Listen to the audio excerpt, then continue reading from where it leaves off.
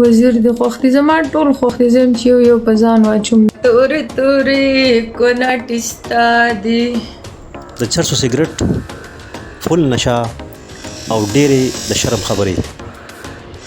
تاسو ټول یو بیر په خپل کوناټو لاس وخی چې د چا غډیر ببر دي ورته په بوکه شوي چې کله په تا منډي او کله سخوان اسی چې ښه کیا خو دې خانه کې په صبر سره وکي جان تا سره هر ټایم فری اویلیبل شیخ د یو گزار سره به د خپل کولا ونیولې چې بس ته نور نشم کوي نه یې دمرم نه يم کمزوري ګیلمنه یو پښتنه پیغله چې د پښتنو نوم یې روښانه کړو ویډیو مخکې وګورئ تورې تورې کوناټې ستا دي زما کوناټې خو خیر سپین دي از دې لکانو څومره ببر کوناټې که نه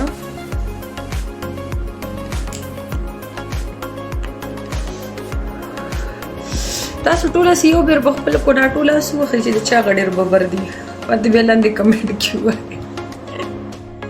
د چرسو سیګرټ فل نشه او ډېرې د شرم خبرې وزیر د خوښ دي زما ټول خوښ دي زم چې یو په ځان واچوم دومره مې خوښ دي خو څه کوم بس مې نه رسي هیډفون استعمال کې مخکې واورئ ورته په بوکه شوي چې کله په تا منډي او کله سخوان چې زه یم اوتی او ته راته بوکه شوي او زه په تا در منډم وته یې در سموم اول ویډیوګانې خو د کتو نه دي خو بس ډېره مجبوري ده ګیلمنې تشته کوډک دا زه ته سیګرټ دس کوم زما سیده خراب دی علی زما خدایا ګس ټو د بټه دې زما د سترګو نه درته پته نه لګي چې دا غټیم نه زناسته ما به څومره سکلي سترګې مې بټ بټ راووتې وخت کې مې یو درې تاسو سکلي او 15 منټه کو سکلي ګس ټو د بټه ته چرسي خاونې دواړه یو بل ته ټکوي سونه مزه وکړي کما چې د کلیوالو په شان ترمن داسې خلق د چرسو او آیسو کلی عام استعمال کوي اسی چې ښه کیا خو دې خانه کې په صبر سره وکي جان تا سره هر ټایم فری اویلیبل بس 15 کسان 15 بولان تاسو راځي پاکستان نه ته واتس اپ کې میسج کوم دی بل میش کی جان کنفرم پښتنې پیغلې جنکې وی شرم داسې شرم چې شرمونه شرموي دې خسیده مې خراب ده دې سره سوکم ډاکټر ته لاړس دا ماته یو چا ویلي و د شیخ سره یو انجکشن دغه چې درته وایي خپله بخښ بس هغه په خدر باندې لګېږي او بیا راسه که نه دلته ټکټ راوکړه راسه مړه څومره ښکلې ږیره دې پرېښې ده یار کم از کم ته خو داسې مه کوه شیخه د یو ګزار سره به د خپل کولا ونیولې چې بس ته نور نشم کوی نه یې دومره نه یم کمزوری شیخه مطلب سوچه کې والی شي درې بس په څومره ټایم کې یو ګنټه کې دا بیا خو پکار ده چې تا ورته نصیحت کړی و یار امیر صاحب لکه سړی چې داسې په ښه وخت کې راولي او بیا ترې وتښتي هغه کار را سره دا خلک کوي هسې داسې در سره چېرته شوي دي چې تښتېدلې دي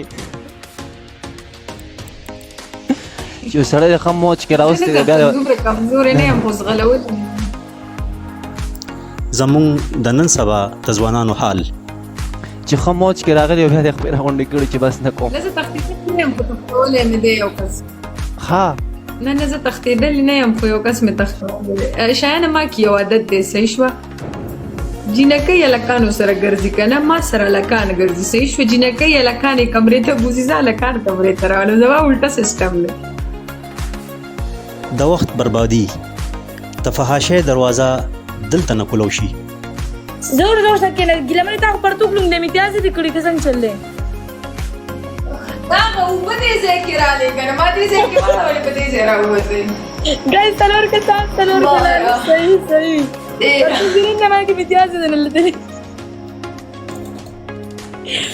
دا ګرمي ده یار ریډ آیز تھینک یو سو مچ مای قسم دی زمونږ پیغلو سره دا خوند نه کوي تا اول موټه کله وهلې اول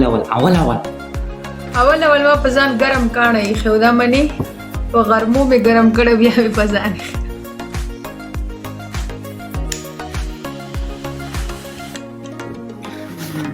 یاره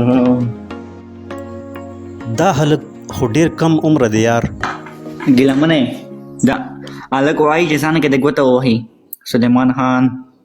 زه داسې خلکو ته نه ګرمېږم.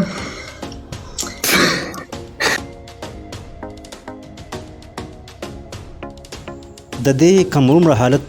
دومره پلار رور یا تره تپوس نه کوي. مطلب چې ښه کې اخوا دې خو به کې نه کې په سوره سره کې ستا سره دغسې کوم ته چې راشئ وخی ټولې ما سره داسې کوي. دا ولې یار داسې په ما کې څه دي؟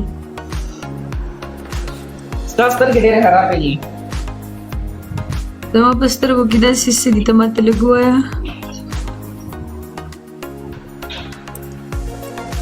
سترګې کې دې څه نشته خو که زمونږ خور یا لور داسې ویډیو کې راشي آیا موږ به یې خوښه کړو یا که زمونږ رور یا زوی په داسې ویډیوګانو کې راځي نو زمونږ د کور به څه عزت پاتې شي؟ اسلام موږ ته د حیا او عزت درس راکړی دی. رسول الله صلی الله علیه و آله وسلم فرمایي حیا د ایمان برخه ده. سپینې خبرې د الله په امان ایمان منصب شه.